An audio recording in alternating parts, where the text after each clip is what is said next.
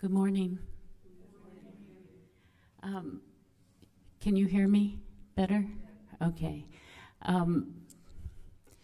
Today we meet this morning and we meet this afternoon.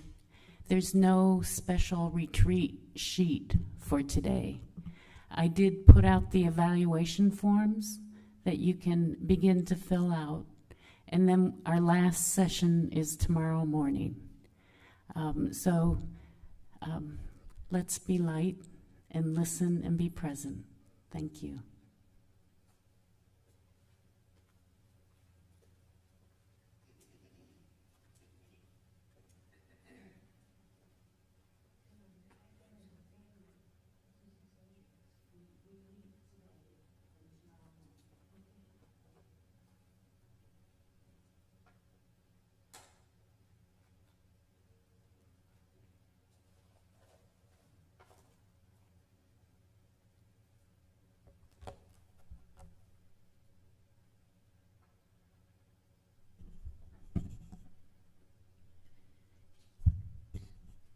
Good morning, everyone. Would you like to go out and jump in that fountain? If you lived at our house, you would. Our air conditioning went out this week, so not good timing. So it feels so good to be in here. Before we begin, does anyone have anybody that they would like to raise up in prayer this morning particularly? Emily, right here. I'd like to hold up the priest brothers and sisters in Bangladesh and the people there. I understand there's been severe flooding of their schools, their colleges, and so forth. And I'd like to pray in a special way for them. Thank you.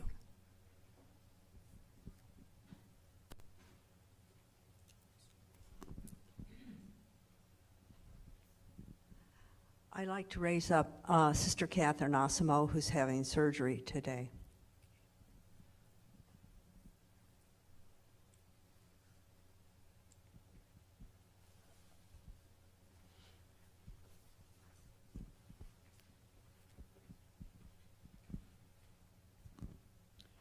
I'd like to pray pray for Sister June Ann Kirby, who's in Sao Paulo. She's been retired for a while, but she's dying.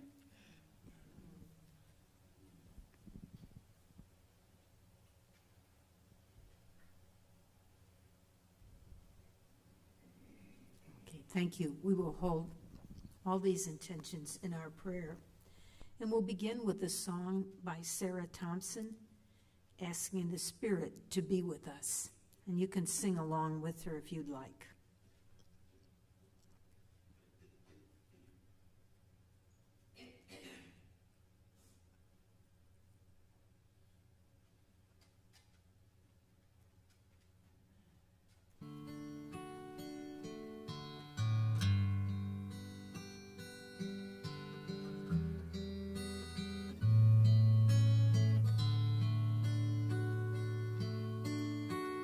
Oh, Spirit, guide me now. Oh, Spirit, guide me now. Oh, Spirit, guide me now. In your way, guide me. Oh, Spirit, guide me now. Oh, Spirit, guide me now.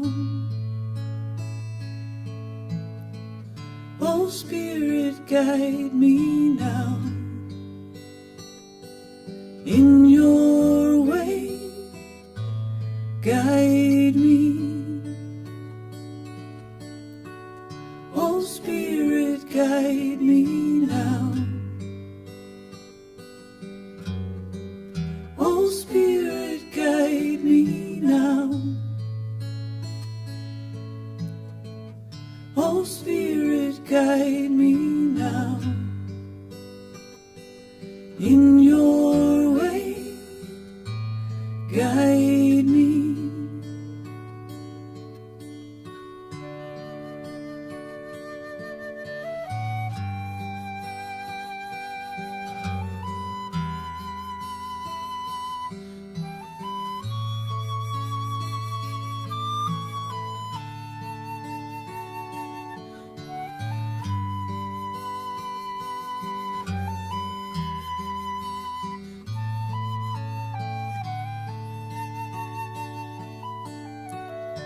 Oh, Spirit, guide me now. Oh, Spirit, guide me now. Oh, Spirit, guide me now. In your way, guide me. Oh, Spirit, guide me now. Oh, Spirit, guide me now. Oh, Spirit, guide me now. In your way, guide me. Oh, Spirit, guide me now. Oh, Spirit, guide me now. Oh, Spirit, guide me now. In your way, guide me.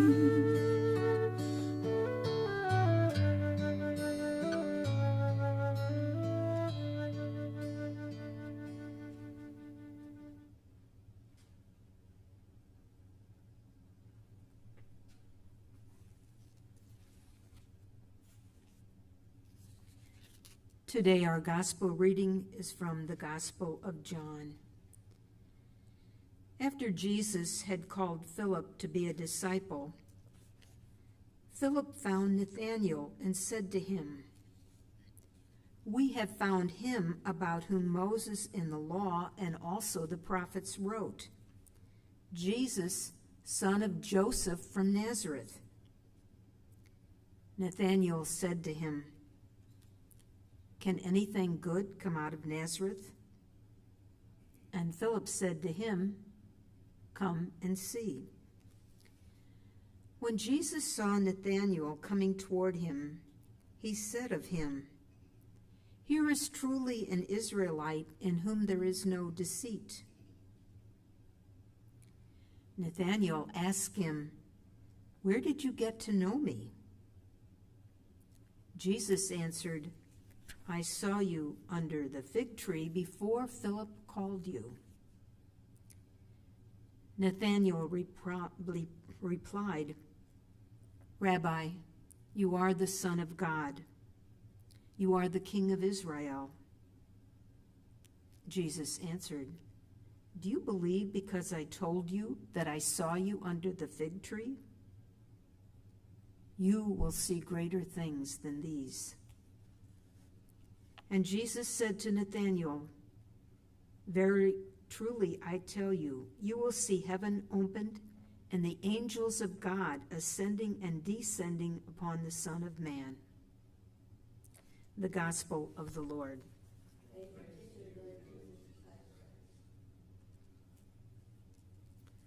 So today we will sit under a fig tree with Nathanael.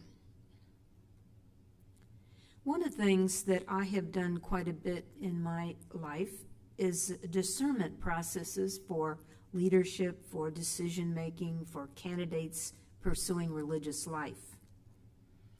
And for future candidates, there is often a come and see. You probably have those too. Well, here is the first candidate discerning and invited to come and see. As it is portrayed in John's Gospel, it's a very fast process. Philip says, "We have found the one, Jesus, son of Joseph from Nazareth." Well, there's a little resistance here, which is par for the course in discernment. But Nathanael can't imagine anything good coming from Nazareth. And Philip says, "Come and see." Sort of a come and see yourself. Nathanael, sitting under a fig tree, honestly saying he can't imagine the Savior coming from a place like Nazareth. Didn't fit with him. So let's recall your early days of experiencing some call to religious life. Perhaps you may have had some of the same skepticism as Nathaniel. You may have been young and innocent, with no deceit or duplicity, just sitting under a fig tree or an oak tree or a palm tree, or sitting on your front porch, or walking down the street on your way to school, or singing in the choir, or hoeing corn for a summer job, or making popcorn at the local theater, or making a novena to Our Lady of Perpetual Help. It could be any place or anywhere. You may have been saying, "This can't be for me. I'm not that holy. I can't wear that goofy habit. What good can come out of South Bend, Indiana?" Wherever you were, imagine Jesus saying, before Philip called you, "I saw you under the fig tree. I saw you." What an amazing and profound thought. We need the PowerPoint, I'm sorry.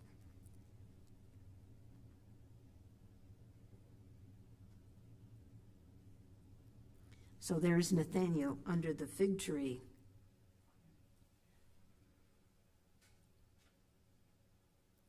I saw you under the fig tree. I saw you. Now you might remember the prophet Jeremiah. Before I formed you in the womb, I knew you.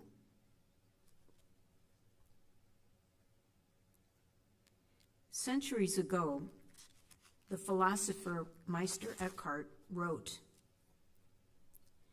"The eye through which I see God is the same eye through which God sees me. My eye and God's eye are one eye, one seeing, one knowing, one love." The mystic Julianne of Norwich, writing in her Revelations, said, "I saw with absolute certainty that God, even before creating us, loved us with a love that never failed and will never vanish. And in this love, he did all his works, and in this love, our life lasts forever." So let's go back to Nathaniel. This brief encounter is very rich with meaning. God seeing Nathaniel, Nathaniel being seen, and Nathaniel's profession of faith. "Rabbi, you are the Son of God." He had those eyes through which, the eye through which I see God is the same eye through which God sees me. My eye and God's eye are one eye, one seeing, one knowing, one love. I think if there's a theme, Maureen and I were talking about that this morning, that we have tried to communicate in the retreat, is God's presence within us, which is this very quote. But this quote is just the tip of the iceberg of a much more profound understanding of the incarnation. Now, back in the 1300s, when Meister Eckhart and his followers were exploring this topic, they believed and thought that God lives within us, that Jesus shares our humanity and we share his divinity. Now, this led to his condemnation by Pope John I, and that was followed by a lengthy trial, during which time Eckhart died. So for centuries he was misunderstood, and he certainly didn't rank among our Dominican saints. But you remember your catechism. We are the temples of the Holy Spirit, and God dwells within us. This is Catholic theology, but it's probably been a facet of the incarnation that hasn't been explored as much. We are the temples. God lives within us. We share his divinity just as Jesus shared our humanity. And Pope Francis expresses it this way: each human person has been taken up into the very heart of God, conferring on us an infinite divinity. That's always a little hard to swallow, isn't it? That you've got infinite divinity inside of you. Remember the little story about God hiding within us. And I might ask you the question, how have you experienced the divine within?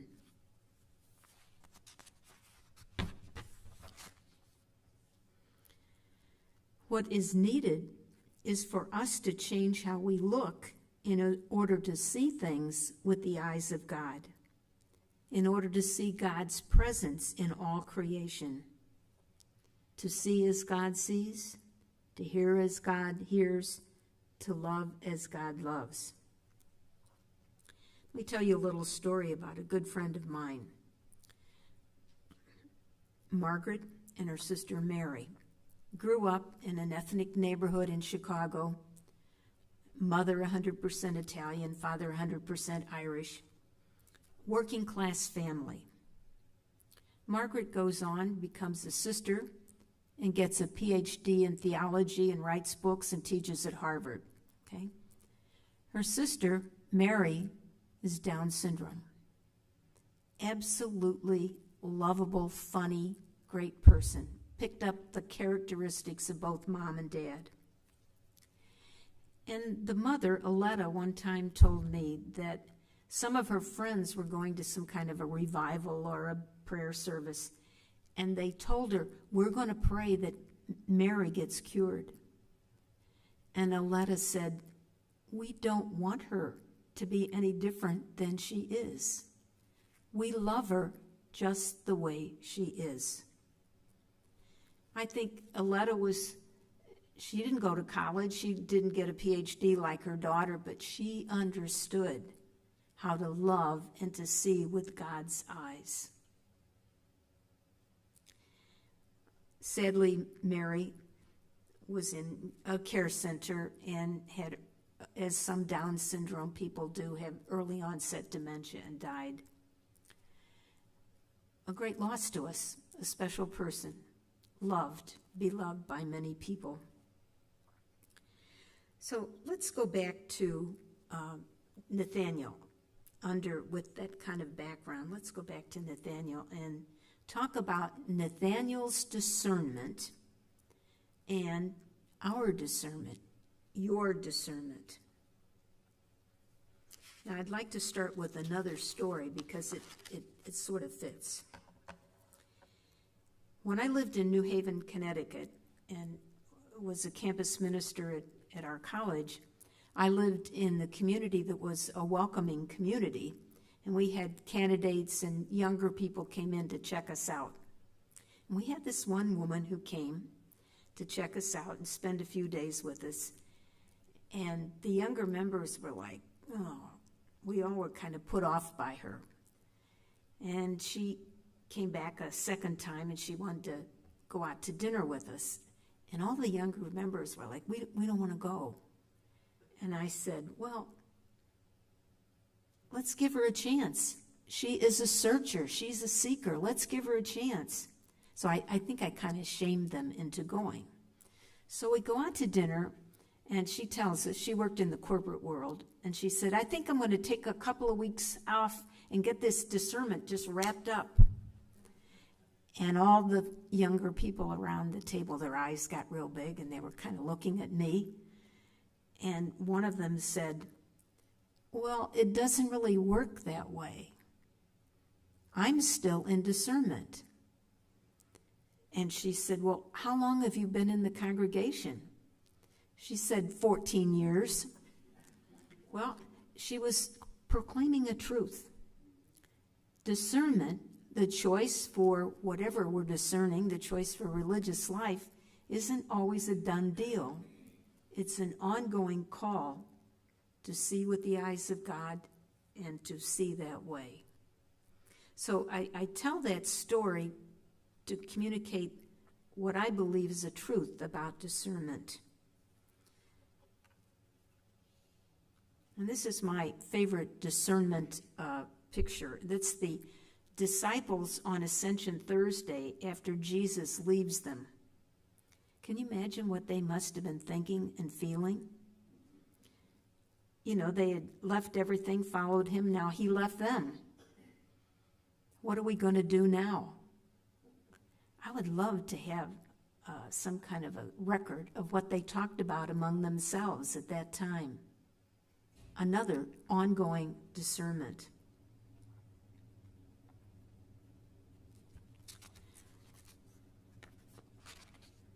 So what is discernment? This definition I think is helpful.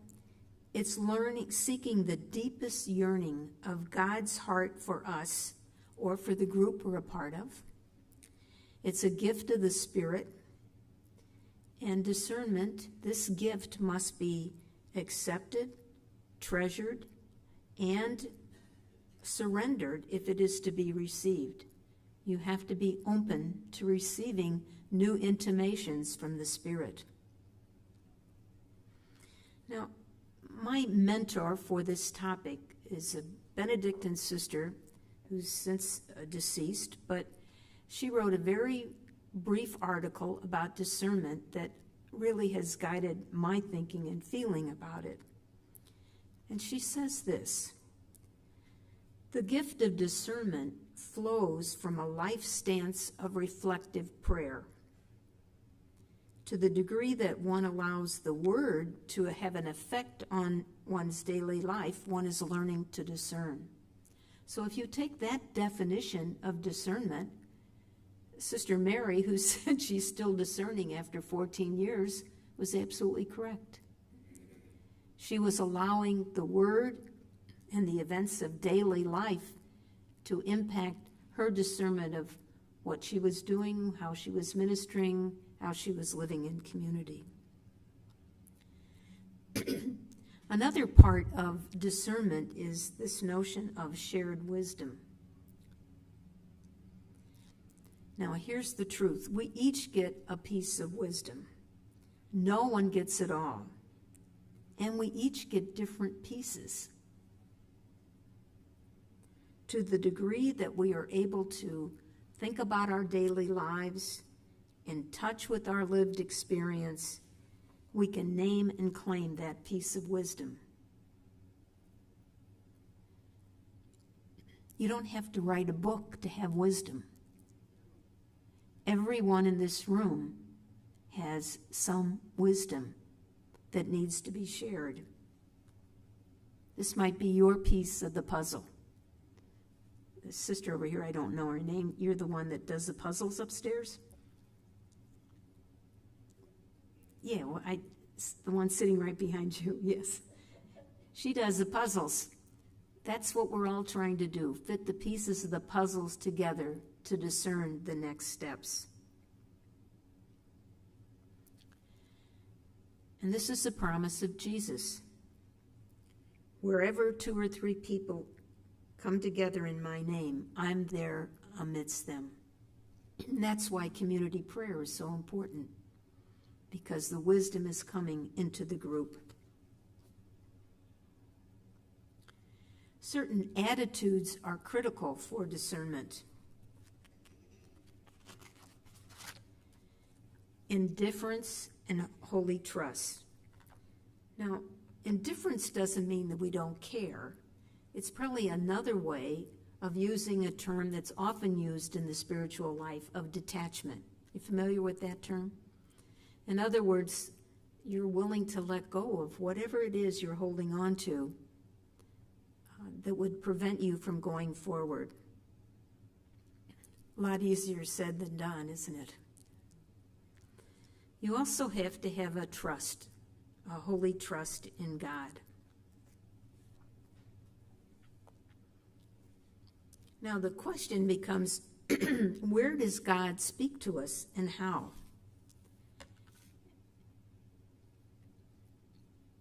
It is in all human reality that the Spirit lives and speaks. We are all called in discernment to make use of all of our gifts of mind and soul. We need to bring our heads and our hearts to the process.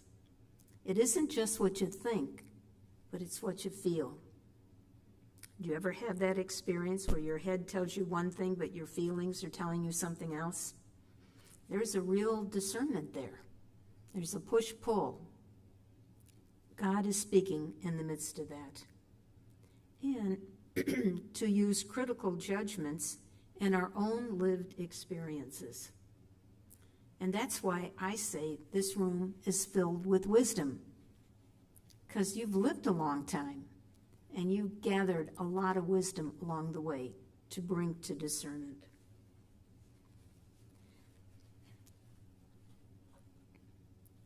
Now, there are many models of discernment. No one way to discern, but many models of discernment. So, there's an Emily model, there's a Pat model, there's a Carol model, there's a Maureen model.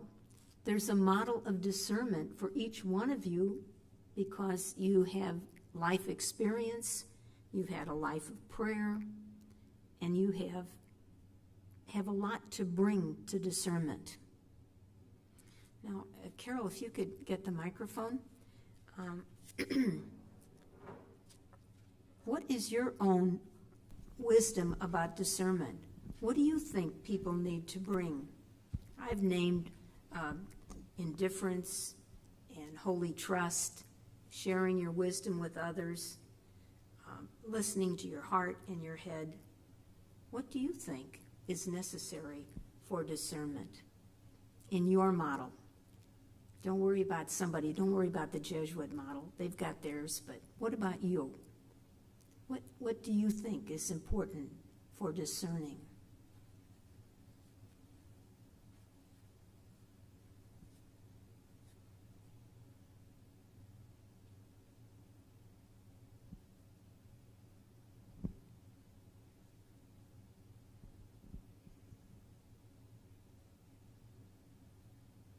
And many of you have to discern, like, next steps. We all do. Do you have any, Maureen? Do you have any things that you believe are important for discernment? Carol's bringing the microphone, so think quick.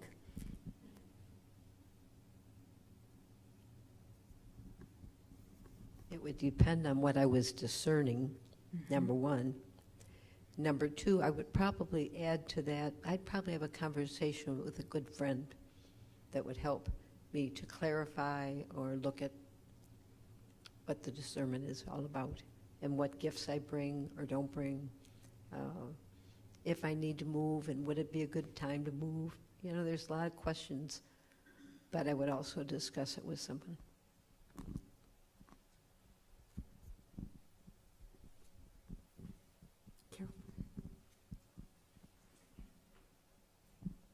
I find it's important to remember that it's a process and to be patient and to take your time.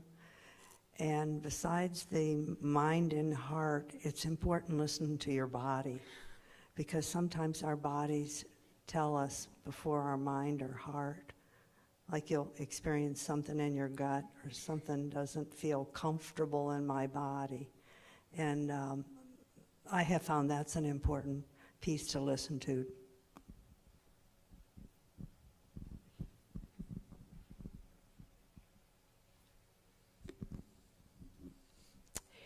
I think openness, vulnerability, humility, and you've already said a deep trust there. And I do think, I know for myself, having a companion on the journey is essential for my model.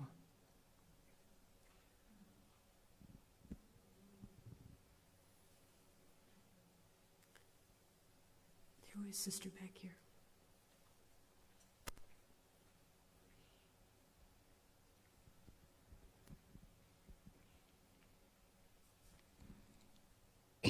it might be something that you come across that is significant, has a special significance for you, and is really interesting and memorable.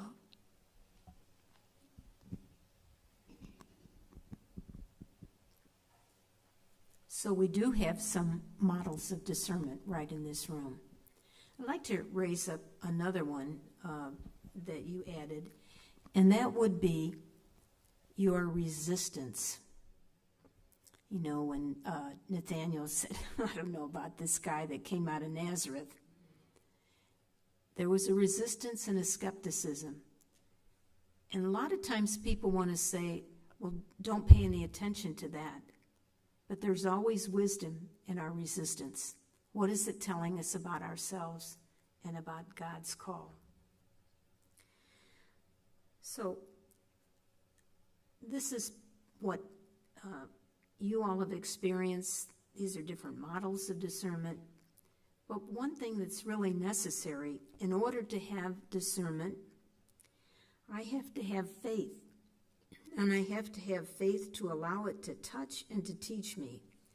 And faith in my own wisdom. A lot of you mentioned that.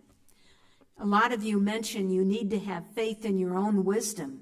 Listen to what your body, mind, and spirit are saying so that you can hear it, respect it, and treasure it. We also have to believe that the Spirit desires to guide us and will lead us if we allow it to happen. And somebody raised the issue of patience, and I think it was you. And remember, Simone Weil said that patience and waiting is the heart of the spiritual life. And we live in a world that wants everything fast, so it's hard to be patient sometimes. Remember the waiting room, the waiting place? Sometimes the deepest discernment is going on in that waiting place. So finally, I'd like to say this definition again. Discernment is seeking the deepest yearnings of God, God's heart for us. It's a gift of the Spirit, and it has to be noticed, accepted, and treasured if it is to be received. And I also would want to reemphasize that it goes on forever. It's never over it. Now, the Jesuits have a model, and many of you are familiar, done the Jesuit discernment? Many people have. But it's a very straightforward, logical model. You begin by focusing on the one who's calling. What's your relationship with God? And then you pay attention to what's going on in your own life. And identify your deepest desires. And then the Jesuits have you weigh the pros and the cons. You know, sometimes they say take a whole week to think just about the pros, and then take a whole week to think about the cons, and then to name your resistance, and then finally make a decision. So that's another great model. But I'd also like to talk about one that's a favorite of mine. And this is taken from the disciples on the road to Emmaus. That's a true discernment story that moves from confusion to confession to conversion to conviction. So remember the disciples walking along on the road to Emmaus. They were very confused. Jesus had died on the cross. They were struggling with this question of the cross. What does this mean? What will happen? And then the stranger comes along, and they go into the mode of confession. They're telling the stranger everything that happened. Didn't you hear? Don't you know? You know, he was so special to us, and now he's gone. We feel lost. And then he invites them to stay. And I want to share with you this picture. Are you familiar with this? The serving girl, the kitchen maid at the Supper of Emmaus. And it's not a very good reproduction because I took it off the internet and they don't let you take really good ones. But she is here, and in the background, you can't really see it, is Jesus and the disciples at the table. And she's listening in. She's listening. And I wonder what she's hearing. Don't you wonder about when you see that picture? What is she hearing, and what is she taking away from that conversation? So here they are, walking along confused. They tell the stranger everything, and then the stranger tells them everything. And then they sit down to break the bread, and there was a moment of insight, conversion. So they went from confusion to confession to conversion. Were not our hearts burning within us? They were touched, body, mind, and spirit, at that meal. And she got to hear it. And then they move on. They start off toward whoever knows where, but they leave. And our belief is, at least it's mine anyway, that they go off committed and convicted of the mission. They're going to do something about it. So they go from this lost place. They have this discernment walking along the road, and then they have insight into what they need to do next. They are going forth to be the light, to see and to be the eyes of God. They had that experience of the divinity within. I doubt if they wrote a book about it, but they lived it. They lived it. It's one of my favorite discernment stories, the disciples on the road to Emmaus. And Maureen talked about her friend Zacchaeus. He was just hanging out, climbing up a tree because he wanted to see what this guy was all about. And he was touched because Jesus told him everything. And he confessed that he'd been kind of a fraud. He'd taken money. And he has this immediate conversion, and he's going to give money to the poor. Another experience of confusion, confession, conversion, and conviction.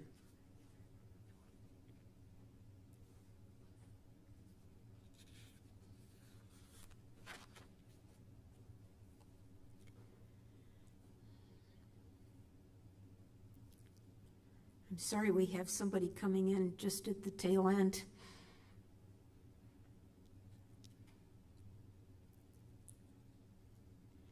So think about your own discernment. Think about Nathaniel. And we're going to end with a song, I think.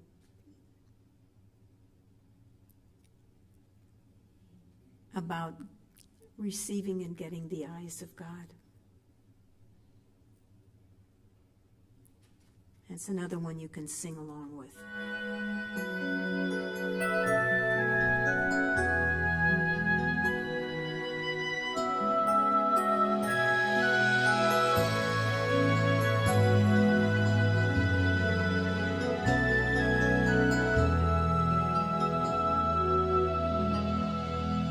Open my eyes, Lord. Help me to see your face. Open my eyes, Lord. Help me to see. Open my ears, Lord. Help me to hear your voice. Open Open my ears, Lord. Help me to hear. Open my heart, Lord. Help me to love like you. Open my heart, Lord. Help me to love. And the first shall be last, and our eyes are opened, and we'll hear like never before. And we'll speak in new ways, and we'll see God's face in places we'd never know.